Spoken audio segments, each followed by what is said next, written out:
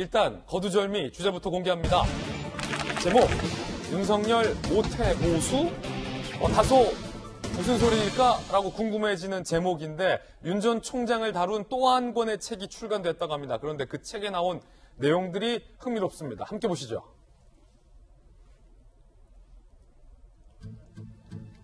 윤석열을 다룬 또 다른 책이 출간을 앞두고 있는데 별의 순간은 오는가? 윤석열의 어제, 오늘, 내일이라는 책이라고 합니다. 그 내용 중에 윤 전 총장이 2017년 박근혜 특검, 2009년 노 전 대통령에 대해서 구속수사를 반대했다. 그러니까 노무현 전 대통령에 대해서 구속수사하는 것도 반대했고 박근혜 전 대통령에 대해서도 구속하는 거에 대해서 윤 전 총장은 당시부터 반대를 했었다는 겁니다. 2012년 부친과 박근혜 당시 후보의 유세 현장을 방문하기도 했었다. 이건 우리가 전혀 몰랐던 일화가 이 책에 나와 있는데 이 책의 주장에 따르면 윤 전 총장이 2012년 박근혜 당시 후보의 유세 현장을 방문했다. 윤 전 총장 본인도 나는 원래 보수주의자다라고 주변에 수차례 말해왔다라고 책은 주장하고 있습니다. 해당 작가는 윤석열 전 총장의 관련 논문을 쓰다가 이 책을 저술했다라고 하고요. 윤 전 총장 측의 설명이 흥미로운데 이 책에 대해서 방금의 내용을 포함하여 제3자적 시각으로 팩트 확인을 거친 최초의 책이다. 그러니까 윤 전 총장과의 교감 하에 쓰여진 처음 책이다라는 거예요. 최초의 책. 이 말인즉슨 앞선 내용들, 박 전 대통령에 대해서 구속을 반대했고 박근혜 전 대통령 유세 현장을 찾았고 나는 보수주의자다라고 말한 내용들을 포함해서 윤 전 총장이 사실 확인을 해주었다라는 얘기가 되기 때문에 상당히 흥미로운 이야기들이 펼쳐지고 있습니다. 이재명 기자, 일단은 돌다리도 다시 한번 두들겨 볼 텐데 윤 전 총장 측이 이 책에 대해서 소위 검수한박의 그 검수가 아니라 책 내용이 사실인가 아닌가에 대한 팩트 확인을 했다라는 거예요?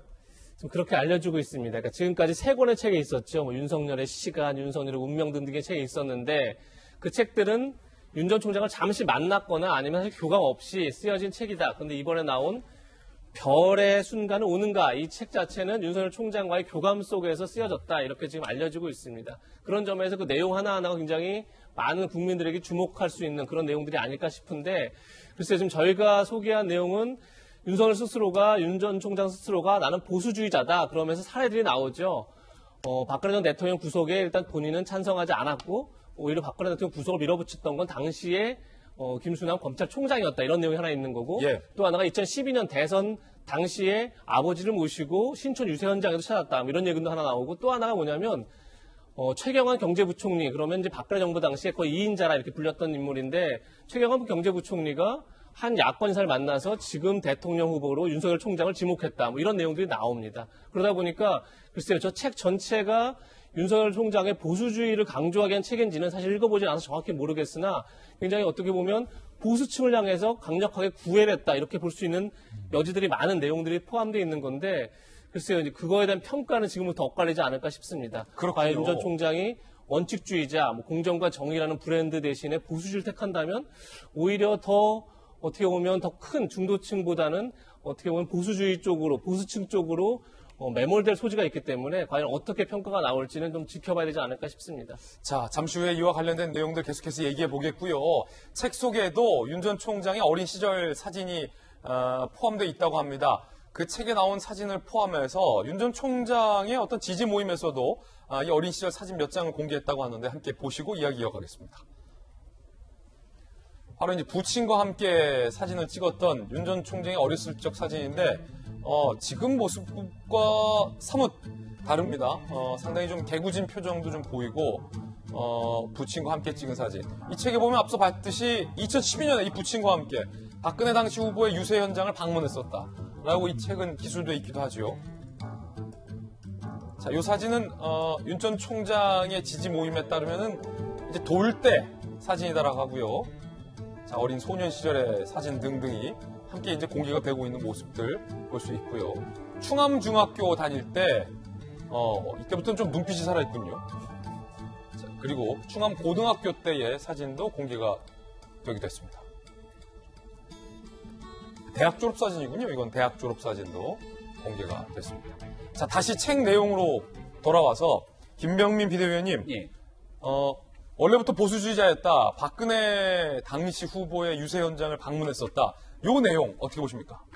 일단은 박근혜 전 대통령이 유세 현장을 방문한 건 부친과 함께 방문을 했다라고 하기 때문에 책 내용을 좀 읽어봐야 될 것 같습니다. 그렇죠. 왜냐하면 부친이 박근혜 전 대통령에 대한 지지 그리고 가족들이 박근혜 당시 후보에 대한 지지들이 있었다면 고령의 아버님을 모시고 현장을 찾을 수는 있는 내용이기 때문에 이게 윤석열 전 총장 본인의 마음이 있었던 건지를 확인이 조금 필요하지 않을까라는 생각이 들고요. 책에 지금 소개되고 있는 언론의 기사를 접하면서 볼 수 있는 건 윤석열 전 총장에 대한 보수주의자라고 하는 시각이 아주 뚜렷하게 드러난다는 거죠. 예. 근데 지난날 우리가 국민의힘의 비상대책위원회를 출범하면서 김종인 위원장이 보수라는 말을 쓰지도 말라 이렇게 언급하면서 중도 외연 확장에 주력했던 적이 있습니다. 지금은 지금 현재 재창출보다는 정권 교체에 대한 국민적 여망이 높아지고 있는 상황이라 여기에 대해서 딱히 어떤 결정을 할지는 국민들이 아직은 알기 어려운 상황입니다만 그럼에도 불구하고 여전히 더 많은 중도로서의 외연 확장을 꾀할 때만이 정권 교체의 안정적인 길에 나설 수 있지 않겠는가 이렇게 많은 분들이 생각하실 텐데 윤석열 전 총장이 이 보수주의라고 하는 가치를 들고 나오면서 조금 더 색채를 분명하게 한다면 그게 아직 정치에 전면적으로 발이 내딛지 않은 윤석열 전 총장에게 도움이 될지 아니면 외연 확장을 오히려 좀 닫게 만드는 결과가 나타날지 아무도 알 수 없는 상황이라서 굉장히 책에 대한 내용들이 흥미롭기도 하고 얼른 좀 사서 읽어볼 때만이 여기에 대한 평가가 이루어질 수 있지 않을까 이렇게 생각합니다. 자, 우리 김병민 비대위원은 이 부분이 과연 이게 좋게 작용할 건지 나쁘게 작용할 건지에 대해서 굉장히 좀 조심스럽다. 판단 유보입니다. 책을 판단 유보. 책을 보지 않았기 때문에. 자, 요 내용. 그렇다면 다른 당의 전재수 의원께서는 어떻게 보시는지도 궁금합니다. 나는 보수주의자다. 라는 얘기를 주변에 해왔다. 물론 이 책 주장이긴 합니다만. 윤석열 전 총장과 관련한 책들이 아마 서점에 여러 권 나와 있을 겁니다. 예. 근데 이제 그 책들을 보면은 그 하나씩 전부 다 저희들이 뭐 팩트 체크를 할 그 시간도 없을 뿐더러 그럴 필요는 별로 없다고 보여지는데 다만 이제는 윤석열 총장이 직접 나서야 될 때가 오셨다. 그러니까 책을 통해서 자신을 소개하고 분명히 저 책을 보면 이제 사진이 제공이 되고 뭐 다 한 거 아니겠습니까? 윤석열 총장이 사진을 골라서 아마 출판사에다 주고 작가에도 줬을 텐데 그렇다면 이제 여러 지인이라든지 또 뭐 친구분들이라든지 이런 분들이 나서가지고 책을 가지고 또 대신 이제 기자회견을 통해 가지고 뭐 의견을 밝힌다든지 이런 것보다는 이제는 좀 국민들 앞에 스스로 나서가지고 스스로를 좀 보여줄 때가 왔다. 예. 저는 이렇게 생각을 하고 그동안 이제 윤석열 총장께서 이제 굉장히 높은 지지율을 기록을 하고 있는데 이 지지율은 어떻게 보자면 반사체의 성격이 강하죠. 이제는 스스로 이제 국민들에 대해서 비전도 제시하는 이런 발광체의 모습을 좀 보여야 되지 않을까 그렇게 생각을 합니다. 그렇군요. 자, 오늘 여론조사 전문가 모셨잖아요. 배종찬 소장님. 네. 이 책 내용대로 윤석열 전 총장이 본인의 입으로 나는 보수주의자다. 그리고 박근혜 전 대통령의 유세 현장에도 갔었고 박 전 대통령에 대한 구속은 나는 끝내 반대했었다. 나는 보수주의자다. 라고 만약에 이제 선언을 하게 된다면 윤 총장이 지금 지지율 여론조사상 상당히 높은데 혹시 이게 어떤 식으로 여론조사에 작용할 수 있겠습니까?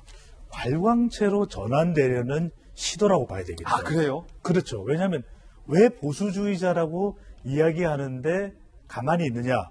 그것은 결국 보수층의 지지를 지금 가장 많이 받고 있는 것이 윤석열 전 총장인데 예. 아직까지도 국민의힘에 입당할지 또는 보수 야권 후보가 될지 몰라요. 그런데 핵심 지지층을 견고하게 다지는 것이 사실은 대선 후보로서 가장 중요한 거예요. 애매모호한 것이 가장 피해야 될 길입니다.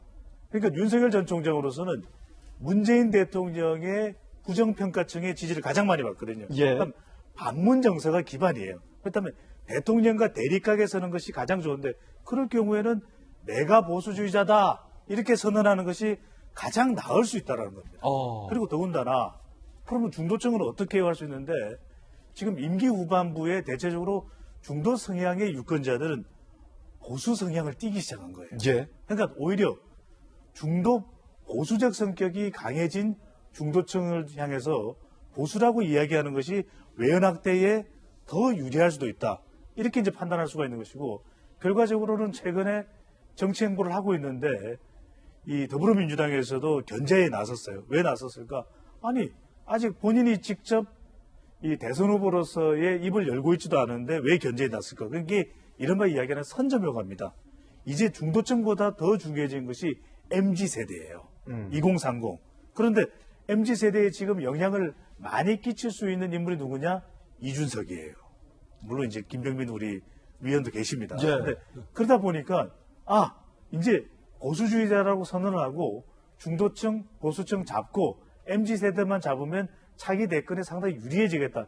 이런 판단을 내렸을 수가 있는 거죠. 그렇군요. 근데 여기서 핵심적인 거 한 가지만 더 말씀드리면 왜 빨리 자꾸 본인이 입 열지 않고 본인이 왜 무대에 나서지 않아? 예. 최적의 타이밍을 생각하는 거죠. 그러니까 6월까지는 정당의 시간이에요.